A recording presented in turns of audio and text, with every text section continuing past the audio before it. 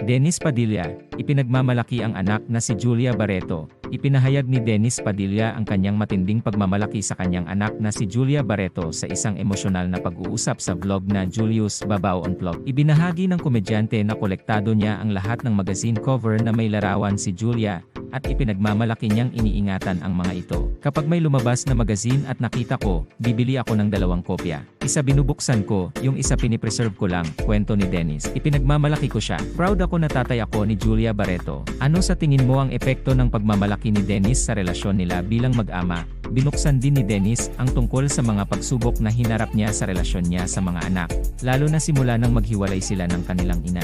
Ibinahagi niya na 4 na taon nang walang personal na pag-uusap sa kanyang anak na si Julia. Anya, mas masakit ang mawalan ng koneksyon sa mga anak kaysa sa partner. Masakit na mawalan ng partner, pero mas masakit mawalan ng mga anak, paliwanag niya.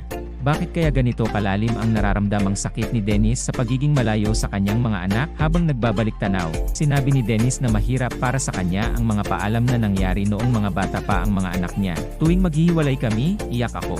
Hindi lang nung maliliit sila, pati na rin nung lumaki sila, kwento ni Dennis. Inamin niyang nagkaroon ng distansya nang lumipat ang mga anak sa bagong bahay. Doon na nagsimula ang paglayo, nang minsang sundan ni Dennis ang sasakyan ng mga anak papunta sa bagong bahay, at pinigilan siya ni Julia na sundan sila. Paano kaya nakaapekto ang insidenteng ito sa relasyon nilang mag-ama? Bagamat limitado lang ang oras nilang magkasama sa mga kaarawan at holiday, sinabi ni Dennis na nais niyang magkaroon ng mas malalim na pag-uusap sa kanyang mga anak. Wala nang kwentuhan kung kamusta sila sa bahay.